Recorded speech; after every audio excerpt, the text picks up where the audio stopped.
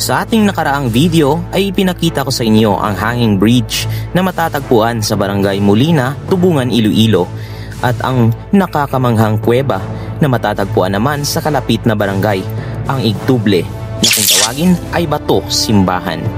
Sa ikatlong bahagi ng ating vlog ay dadalhin naman namin kayo sa isang nagngangalit na ilog na kung saan naabutan kami ng pagtaas ng tubig dahil sa malakas na ulan. Upang lubos nyong malaman ang lahat, heto ang ikatlong bahagi ng ating kwento. Ako po si Miko at ito ang Wonderverse. Welcome to Igbaras!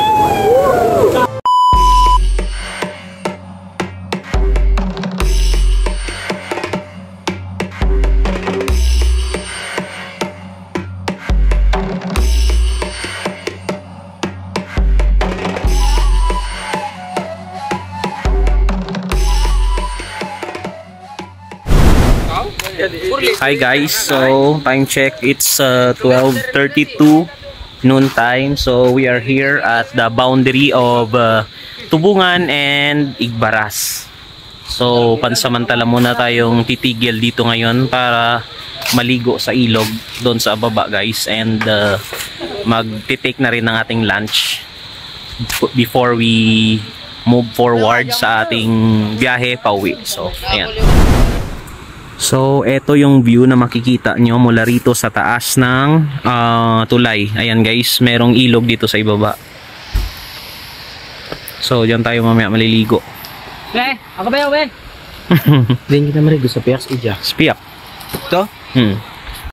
So, dito tayo dadaan guys. Ito yung ating daanan papuntang ilog. And as you can see, napakaganda ng view dito. Kitang-kita mula rito sa kinatatayuan ko yung view ng mga bundok dito. Ito guys, berdeng-berde yung kulay niya. Ayan. And kahit saan banda ka titingin, kahit mag 360 view ka pa, puro kabundukan yung makikita mo rito. So eto guys, nandito na tayo. So first time ko lang din makapunta dito sa area na to guys, even though na pabalik-balik na kami dito sa Igbaras tsaka sa Igtuble. Ngayon lang ako nakapunta rito. And ayan, tingnan nyo yung view. Nakaka-refresh. Tingnan yung tubig. Ayan. And merong sasakyan dito guys. Ito yung kwan kanina sa taas, yung tulay. Diyan kami galing kanina. So yung sasakyan namin nandoon sa gilid. Ayan.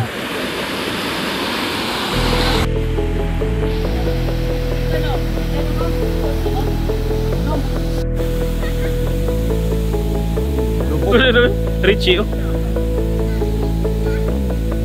Tingin ano? Lang, decision na niya sa side do ka daw siya. Pwede makaon. Dito. Ito na lang kan daw. Dito sa datanan.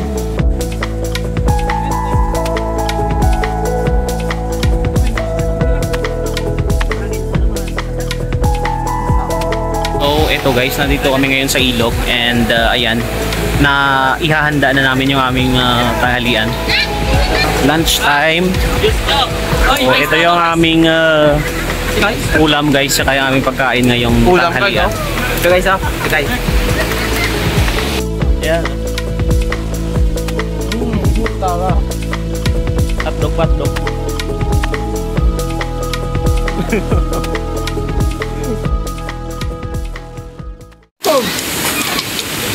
Cellphone ko na eh. Guys, nabutan kami ng ulan guys. Yan, takpi.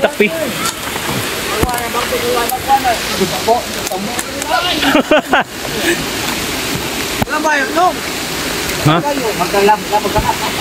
Subaybay kam. Nom! Subaybay kam. Buta ka bao. Nabutan kami ng ulan dito. So, namin nilagay yung mga cellphone namin guys para hindi mabasa. Ako tagin mo lang ano? Maoy ba, maoy? Okay.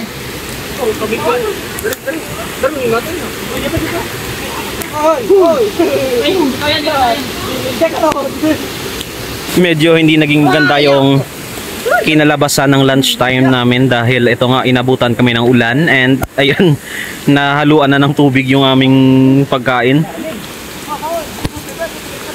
So buti na lang guys nakakain ako kahit konti.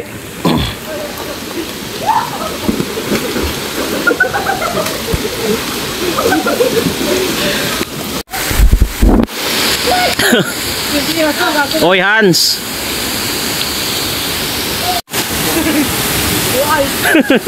Butterfly ah.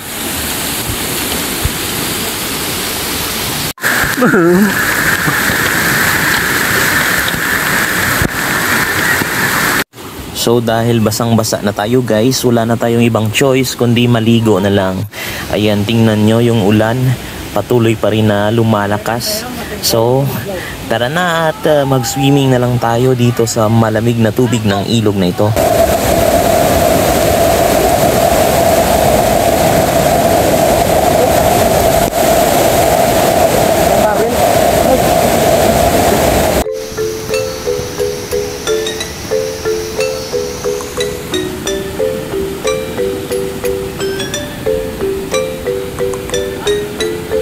So ang agos ng tubig dito sa area na ito guys ay talaga namang napakalakas.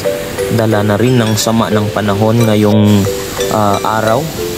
Kanina mahina lang ito pero ngayon napapansin ko malakas na yung bulusok niya pa ibaba. Welcome to Igbaras!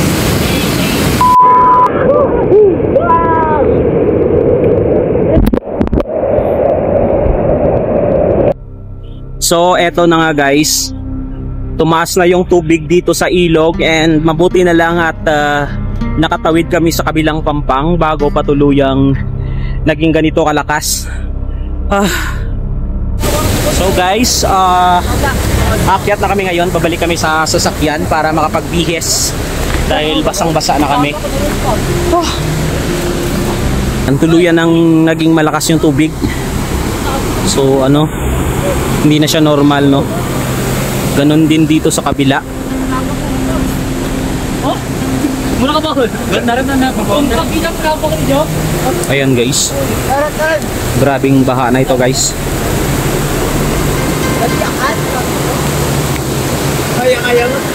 Na-survive guys.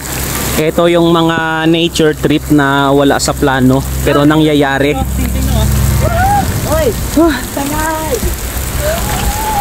Telepon ko, sira ka. Pangina nyo.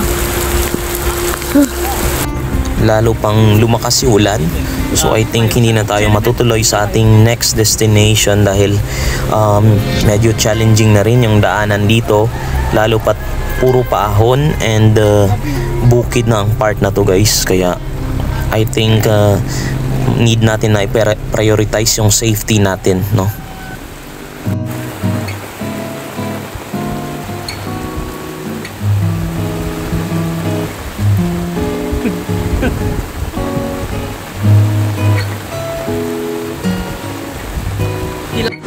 So guys, yan na yung sitwasyon ng ilog na pinuntahan namin kanina, no? So ayan, tumaas na siya lalo. Kung hindi pa kami umalis dyan, siguro baka naghanap kami ng alternative na daanan pabalik dito sa taas. So yung tubig dyan galing dito sa falls. Then tong falls, where are you? Ito. Ayan guys. Wow. So dahil sa lakas ng ulan guys at dahil basa na yung mga kalsada and according na rin sa aming napagtanungan, medyo hindi maganda yung kalsada going to Aningalan dahil hindi pa tapos. So we decided na bumalik na lang sa aming dating dinaanan para makauwi na rin. And that ends our journey for today. Ako po si Miko at ito ang Wonderverse. Hanggang sa muli. Na-survive guys ang river crossing and buhay pa rin kami. Ayan, shout out sa apat na ito. Mga ano dyan, Still alive and seeking. Gen Z, Wonderverse. puro bintang silawan.